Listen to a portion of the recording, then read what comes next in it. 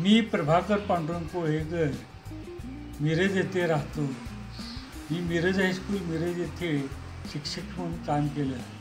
मला शेतीची आवड आहे, पण शेती आम्हाला नसल्यामुळे मी या घराच्या 3ऱ्या मजल्यावर थोडक्यात 10x20च्या जागेमध्ये 2 ट्रॉले माती टाकून या ठिकाणी हा प्रकल्प उभा केलेला आहे. याशिवाय मला रिटायर झाल्यानंतर गाणी म्हणण्याचा जो छंद आहे ती गाणी म्हणतो. ह्याच्यामध्ये थोडंसं काम करतो, त्यामुळे माझे आरोग्य चांगलं राहतं. शेती या विषयाबद्दल मी थोडक्यात बोलणार आहे. मी निसर्गाला देव मानतो. ज्या निसर्ग शक्ती आहे त्या शक्तीमुळेच मानवाचं जीवन हे फुलत आहे. निसर्गातील ज्या शक्ती आहेत, सूर्य, जल म्हणजे नद्या आहेत, पाऊस पडतो, सूर्याच्या शक्तीवर ह्या सर्व गोष्टी चाललेल्या आहेत आणि त्यामुळे माणसाचं जीवन हे अवलंबून आहे. नद्यातून पाणी वाहतं, ढग निर्माण होतात, हे सर्व सूर्यशक्तीमुळे होत असतं आणि म्हणून माणसाचं जीवन हे त्यावरच अवलंबून असल्यामुळे मी निसर्गालाच देव मानतो. या निसर्ग शक्तीमुळे माणूस हा प्रगतीपथावर गेलेला आहे. म्हणून निसर्गाला प्रत्येकानं देव मानणं आणि या निसर्ग शक्तीला मानण्याची गरज आहे. ही सर्व जीवसृष्टी किंवा सर्व गोष्टी ज्या आहेत या निसर्गावर अवलंबून आहेत. पण निसर्ग हा हळूहळू नष्ट होत चाललेला आहे. त्यामुळे माणसाने या गोष्टीचा विचार करून या ठिकाणी मी एक इथं प्रकल्प उभा केलेला आहे. तर परसातील शेती, आता हा जो मी प्लॉट तयार केलेला आहे तो 10x20चा. आता इथं कोबीचं पीक घेतलेलं आहे, इथं कांदा, वांग्याचं पीक घेतलेलं आहे, टोमॅटो घेतलेले आहे, परत इथं मेथीचं उत्पादन करतो. अशा पद्धतीनं वेगवेगळ्या प्रकारचे पिकं या ठिकाणी घेतो. छोटीशी जागा आहे, पण या जागेवर मी अशा प्रकारचे हे कांदा, वांगी हे झाड आहे. आपण वेगवेगळ्या कारणासाठी फुलांचा वापर करतो आणि ही फुलं आपण नदीमध्ये सोडतो, पाण्यामध्ये सोडतो, त्यामुळे पाण्याचं प्रदूषण होतं. म्हणून ही जी फुलं आहेत ही फुलं जर अशा प्रकारच्या जमिनीमध्ये फुगवून टाकली तर एक तर त्याच्या ज्या बिया असतील त्या बियापासून नवीन झाडं तयार होतील आणि ती राहिलेला जो भाग आहे तो खोदून खत म्हणून वापर होईल. आणि म्हणून ही फुलंसुद्धा अशा या जमिनीमध्ये पुरली तर आणि इतर फळांची साली वगैरे पुरल्या तर खतांचा वापर होऊ शकतो. शेतीचा फायदा आहे ही सेंद्रिय शेती आहे. आपल्याला कुठल्याही प्रकारचे जंतुनाशकाचा वापर केलेला नाही किंवा रासायनिक खतांचा वापर केलेला नाही. त्यामुळे आम्हाला हे जे पीक मिळतं, वांगी मिळतात, कांदे मिळतात किंवा कोबी मिळतो, हे चांगल्या दर्जाचा असे पिकं ते मिळतात. हे हा एक फायदा आहे.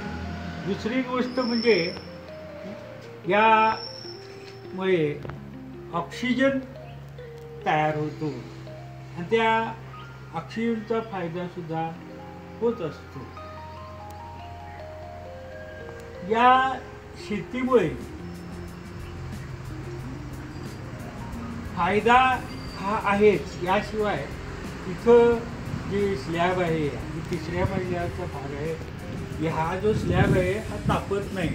हा दुसरा एक फायदा आहे. म्हणजे नैसर्गिक वायू, ऑक्सिजन वायू, त्याचप्रमाणे स्लॅब तापत नाही, हा फायदा आहे. याच्यामध्ये आणि खतं म्हणून आम्ही सेंद्रिय खतं वापरतो.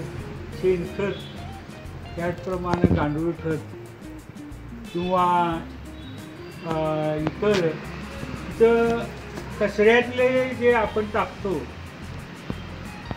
झाडाची पानं ही सुद्धा याच्यामध्ये म्हणजे बारीक करून टाकली तरी चालतात, वाळलेली पानं. त्याचप्रमाणे कलिंगड म्हणा, पपई म्हणा, वंद्याची सालं वगैरे, मोसंबीची सालं, संत्र्यांची सालं ही जर मातीत पुरली तरी त्यापासून खत तयार होतं. अशा प्रकारे आम्ही या ठिकाणी खतांचा वापर म्हणजे असा करत असतो. म्हणजे जे साली वगैरे आहे ते आम्ही टाकून देतो, तर हे मातीत पुरल्या तरी ते त्यापासून खत तयार होऊ शकतं. त्याचप्रमाणे नारळाच्या शेंडी वगैरे असते, ती जाळून ती जरी ह्यामध्ये टाकली तरी या ठिकाणी खत म्हणून वापर होतो. आता ही जी झाडं आहेत ही कलमी झाडं आहेत, त्यामुळे यांना फळं लवकर लागतात. म्हणजे बोरचं पाणी आम्ही वापरतो, पेयजल या ठिकाणी वापरत नाही. बोरचं पाणी जे मिळतं तेच वापरतो. यानंतर आपल्या घरामध्ये काही पडीक लाकडं सामान किंवा बारीक काही असले जळाऊ, तर ते जळाऊ सामान यांचा म्हणजे उपयोग या चुलीवाटे केला जातो. ही चूल जी आहे, या चुलीचं नाव आहे पूजा लाकूड शेगडी. तर यामुळे धूर होत नाही घरामध्ये.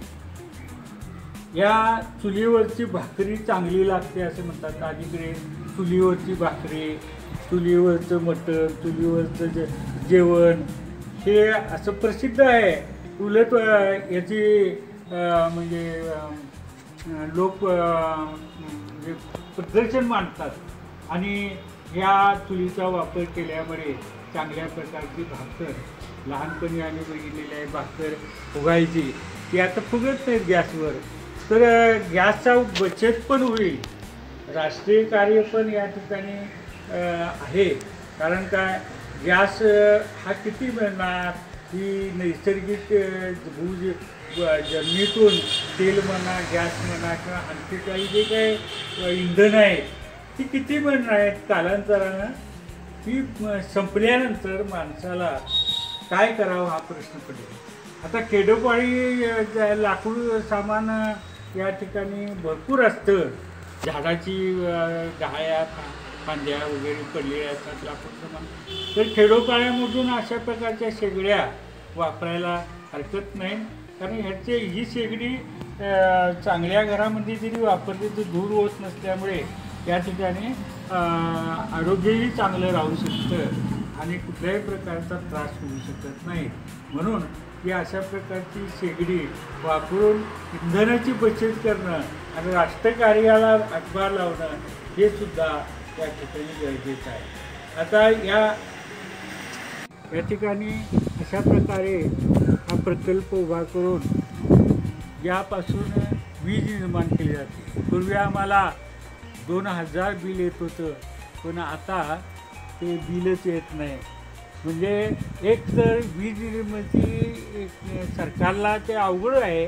पूर्वी भारनियमन व्हायचं, पण आता या भारनियमन जरी नसलं तरी बरेचसे इंधन किंवा जलशक्ती ही वापरली जाते. त्यामुळे वीज पुरवठा करणं कमी पडतं सरकारला सुद्धा. तर आपण अशा प्रकारचा प्रकल्प उभा केला तर वीज निर्मिती होईल आणि सरकारला सुद्धा अशा प्रकारे आपण हातभार लावू शकतो आणि आपणही स्वावलंबी होऊ शकतो.